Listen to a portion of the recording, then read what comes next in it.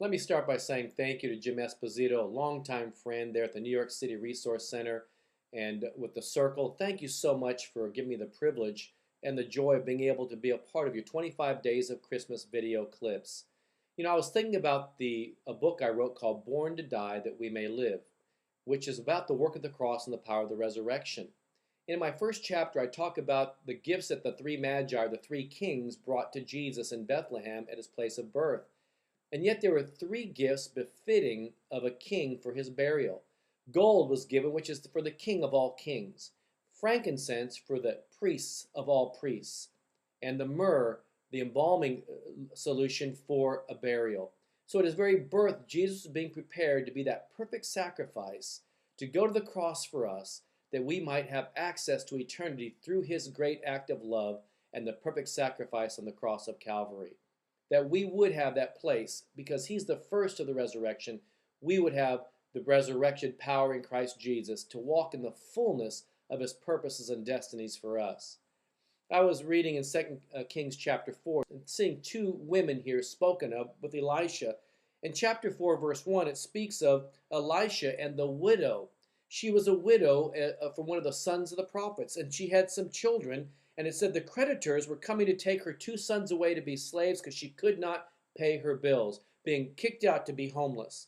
Elisha said to her in verse 2, "What shall I do for you? Tell me, what do you have in the house?" And she said, "Your maidservant has nothing in the house but a jar of oil. I have nothing but one leftover jar of oil." He says, "Gather all the extra jars, empty jars, get your neighbors to give you extra jars, and begin to pour what you have into those empty jars."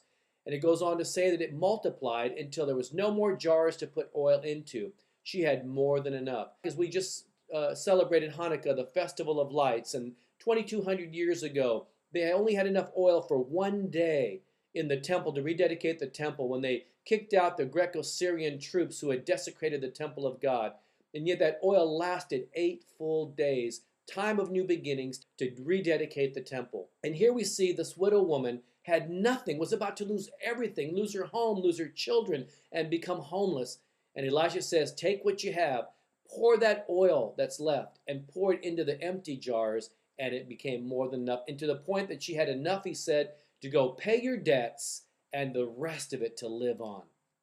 Here was a woman who recognized she had a great need, but didn't recognize the greatness of God in her life and the potential she had by that little bit of oil and the God sustaining power to bring her through it. There was another woman called the Shunammite woman. And Shunammite woman was a notable woman. It says a woman of nobility and greatness. And yet she goes on to say, "I have need of nothing."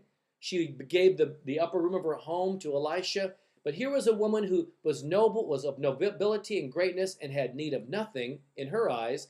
Whereas this other woman, the widow, recognized her need but didn't recognize her greatness or her potential nobility in the Lord. Both of these women, both potentially homeless and had great need, and the other one who was a woman of greatness and nobility, but both of them really had great need. Both of them were women that God was able to bless in the midst of the place of their circumstance and situation. Many of us today, we don't recognize the greatness of God in our lives. And what little bit we have can turn into multiplication if we put our hope and trust in God. Jesus is still the author and finisher of our faith. And for the joy set before him, he endured the sufferings of the cross, and he became that one that was born to die that we could live. Let's focus on Jesus in this season. You may think you have little or much. It doesn't matter what circumstance in life you have right now.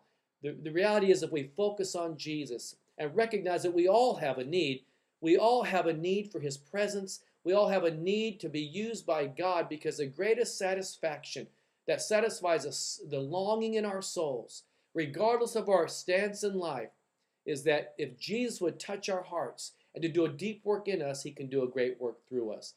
There's many people this holiday season, this Christmas season, that really need to know the reason, as we say, for the season. They need to know that Jesus was born to die, that they too can live. No matter what circumstance they're going through, no matter what circumstance you're going through, if we give them what we have, God always multiplies. Remember the feeding of the 5,000? They took what they had, the few fishes and loaves, gave thanks for what they did have. It wasn't enough to feed everyone, but when we offer what we do have in thanksgiving, it's multiplied, and it's more than enough. God has more than enough for us today. And many of you that are serving your communities and the needy and the poor, there's still more than enough. We offer what we do have in gratefulness and thanksgiving to the Lord. Merry Christmas, or should I say Merry Christmas. God bless you. And I'm looking forward to serving and pressing on and journeying together to see the greatest days ahead and the greatest harvest we've ever seen. God bless you.